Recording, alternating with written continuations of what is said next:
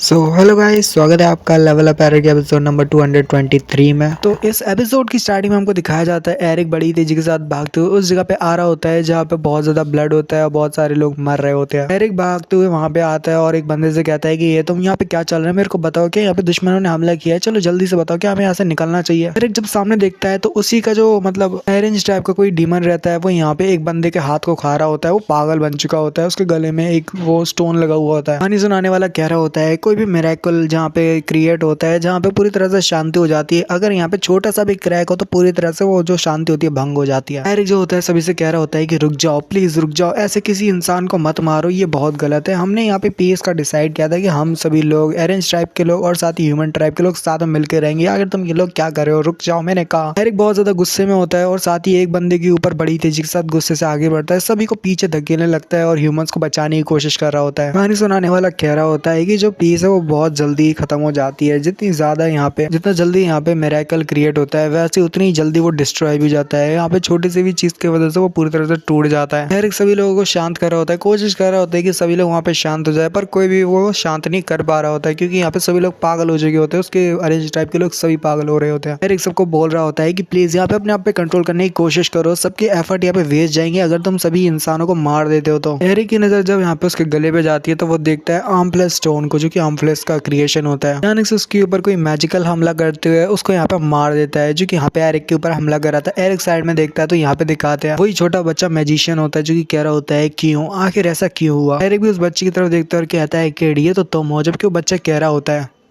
भला आखिर कैसे क्यों हुआ, ये सब यहाँ पे क्यों हो रहा है, मैं तो बस यहाँ पे जीना चाहता हूँ जैसे कि तुमने कहा था एरिक।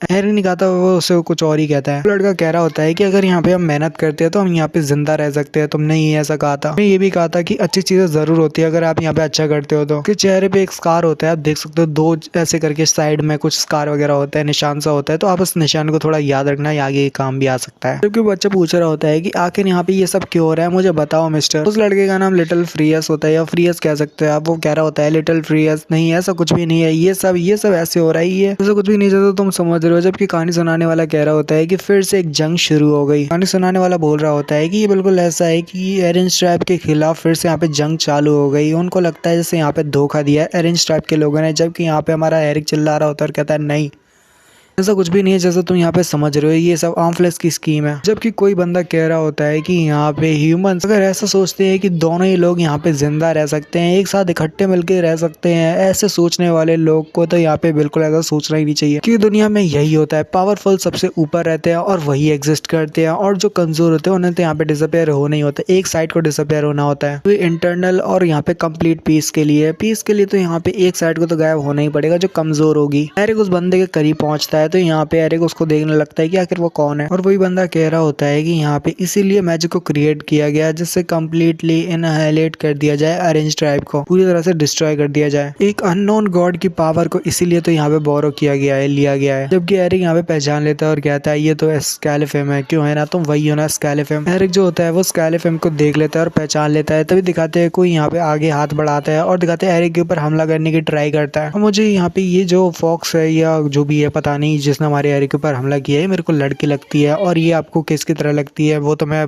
सोच नहीं सकता, पर मेरे को तो ये कीवियर लगती है। ऐसा लगता है कीवियर के ऊपर यहाँ पे कोई कंट्रोल कर रहा होता है और यहाँ पे कीवियर यहाँ पे एरिक के ऊपर हमला कर रही होती है और उसे बोल रही होती है कि देखो तुम्हें यहाँ पे हमारे लोगों का बदला लेना होगा। और जो स्केलेफेम होता है यहाँ पे एक बहुत दर्दनाक चीज करता है। वो कीवियर जैसे दिखने वाली वो जो फॉक्स डीमन रहती है, पता नहीं क्या रहता है, वो कीवियर जैसी दिख रही होती है, पर उसको वहाँ पे डिस्ट्रॉय कर देता है। जब वो ऐसा करता है तो उसका सिर्फ हाथ ही बचा रह जाता है, जिसको देख के एरिक बहुत हैरान होता है। उसके बाद एरिक का जो बहुत ज्यादा बड़ा गुस्सा बाहर निकलता है, वो तो बहुत ज्यादा ही गुस्सा रहता है भाई, वो बाहर ही बहुत ज्यादा उसकी पावर रिलीज हो रही रहती है, बहुत ज्यादा गुस्से में होता है। जबकि यहाँ पे उलियन भी कह रही होती है। लगभग एरिक जो था वो बिल्कुल बाहर आ ही गया था, अब यहाँ पे थोड़ी दिक्कत हो गई। एरिक की जो वही कॉन्सिक्वेंसेस है वो यहाँ पे ड्रीम के साथ मिक्स होती जा रही है, हमें जल्दी से जल्दी करके कुछ करना होगा। जबकि डुआर्फ किंग कह रहा होता है क्या यहाँ पे हम वेट नहीं कर सकते जब तक ये ड्रीम खत्म ना हो जाए। जबकि यहाँ पे उलियन बोल रही होती है कि उसे भी नहीं पता ये ड्रीम मैजिक ये कब तक यहाँ पे रहेगा और कितने देर में खत्म होगा, तो वो उसे एग्जैक्टली नहीं पता होता होता कुछ भी, बस उसे यहाँ पे इतना पता होता है कि ये जो भी मैजिक है ये यहाँ पे रियलिटी और ड्रीम का है। तुम इसे एक तरह से ड्रीम भी कह सकते हो और एक तरह से रियलिटी भी कह सकते हो, दोनों ही ये यहाँ पे है। और यही रीजन है कि जो स्केलेफेम है वो ये यहाँ पे रियलिटी में नहीं मरा, क्योंकि वो डी में मतलब ड्रीम में ही नहीं मरा, तो वहाँ यहाँ पे रियलिटी में ही नहीं मर सकता। और ऐसे ही बिल्कुल सेम है हमारे एरिक के साथ भी है। अगर एरिक अरेंज टाइप का जो मेंबर है अभी के लिए, उसके ड्रीम में ये जो अरेंज टाइप का मतलब लीडर है बोल सकते हो,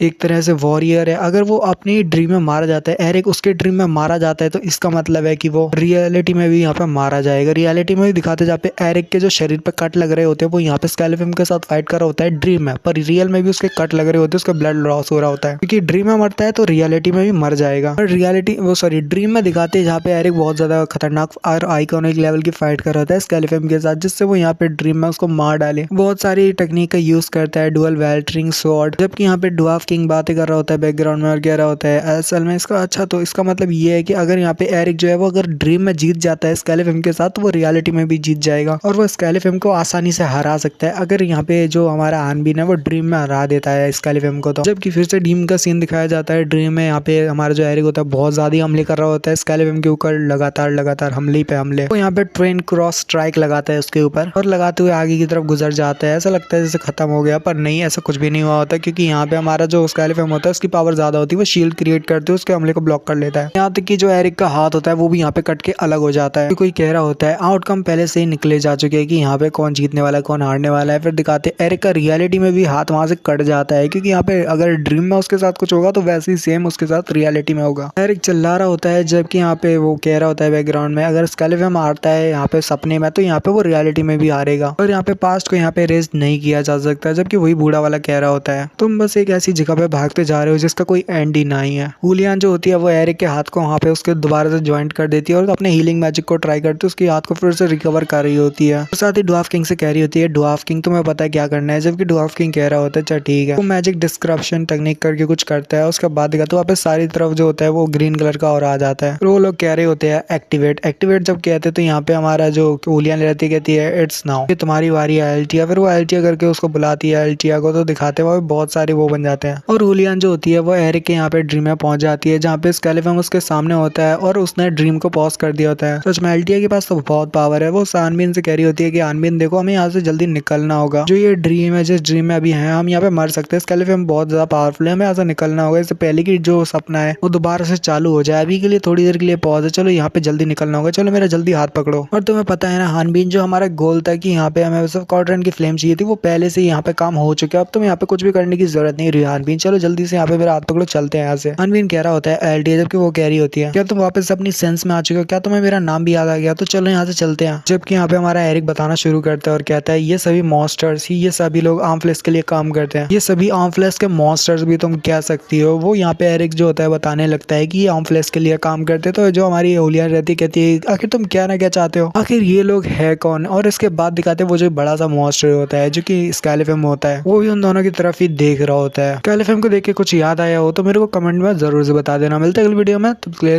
पीस, गुड बाय।